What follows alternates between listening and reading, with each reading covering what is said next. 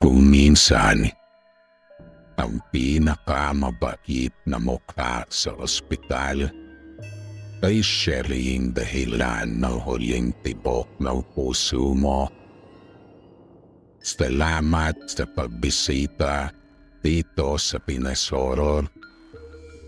Kung may hilig ka sa mga kwentong kikritik sa utak at magpapatindig ng balahibo mo, huwag kalimutang mag-subscribe, i-like at i-share ang video na to. Simulan na natin ang kwento ng nurse sa Ward 9.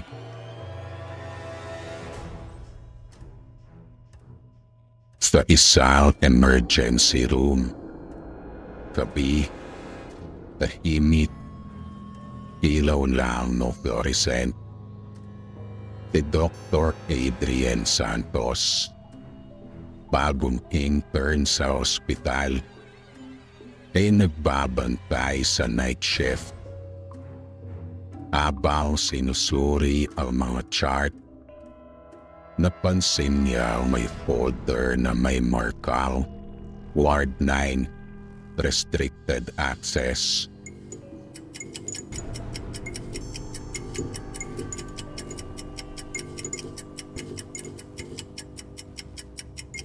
Ang problema, wala naman daw Ward 9 sa blueprint ng ospital. Sa nurse station ng alas 2:45 ng madaling araw, tumunog ang telepono sa stasyon.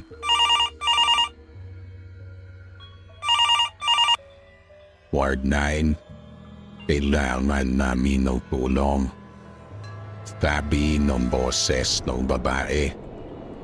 Malamig, mahina at pamilyar. Nang tinanong ni Adrian kung sino ito, sumagot lang ng si Nurse Mila ito. Pagbitaw ng linya, napagtanto niyang walang Nurse Mila sa listahan ng duty roster. Sa koridor ng basement, may karatulang no entry, under renovation. Sinundan ni Adrian ang tunog ng wheeled cart hanggang sa dulo ng pasilyo. Doon niya nakita ang lumang pintuan na may kalawang at nakasulat dito ang number 9.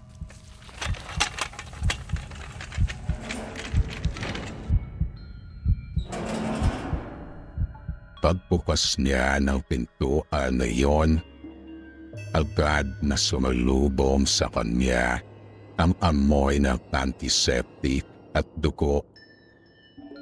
May mga kama at isang babaeng nurse na nakatalikod. May hawak itong tray ng mga gamot.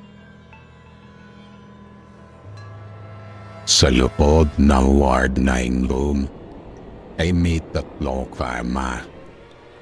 Isa lang ang may pasyente. Ngumiti ang nurse sa kanya. Salamat, Dok.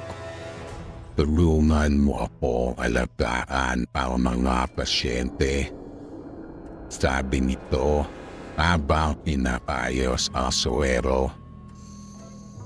Ngunit sa kabilang kama, walang laman, pero may bakas ng kamay sa bedsheet. Nang tiningnan niya muli ang nurse, wala na ito. Ang syringe na hawak nito kanina ay nasa sahig na ngayon. Sa loob ng hospital archives room, isang madaling araw, ay hinanap ni Adrian ang record ni Nurse Mila.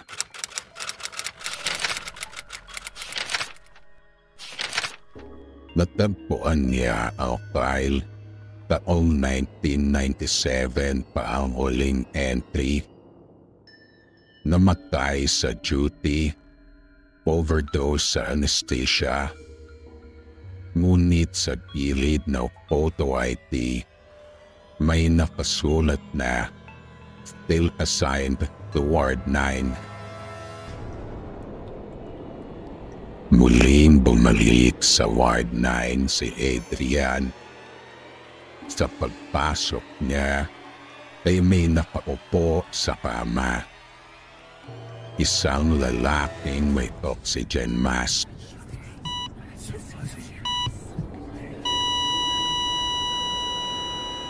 Ngunit maputla't walang mata.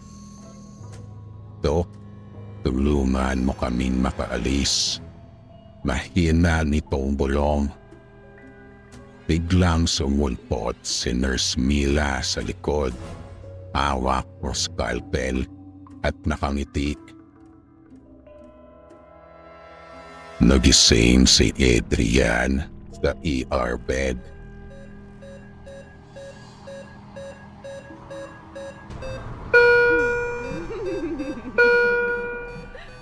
Pawis na pawis at nanginginig.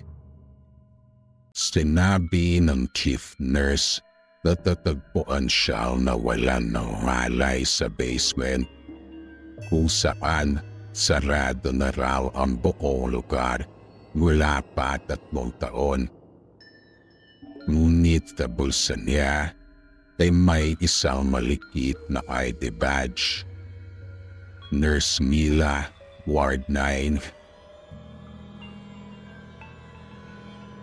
Isang papi sa parehong ospital. Ilang linggo matapos ang insidente. Habang nag-duty si Adrian, tumunog muli ang telepono. Ward 9, may pasyente ulit. Sabi ng parehong tinig. Paglingon niya sa glass reflection, nakita niya siya na ang naka-uniforme ng nurse. At sa ID niya, nakasulat Mila Santos. Kung nagustuhan mo ang kwentong ito, huwag kalimutang i-like, i-share at mag-subscribe sa Pinas Horror, kung saan ang bawat kwento may halong hiwaga at katotohanan. Tandaan mo, kapag tumunog ang telepono sa ospital ng 3:00, siguraduhin mong alam mo kung sino ang nasa kabilang linya. Hanggang sa muli mga ka-horror.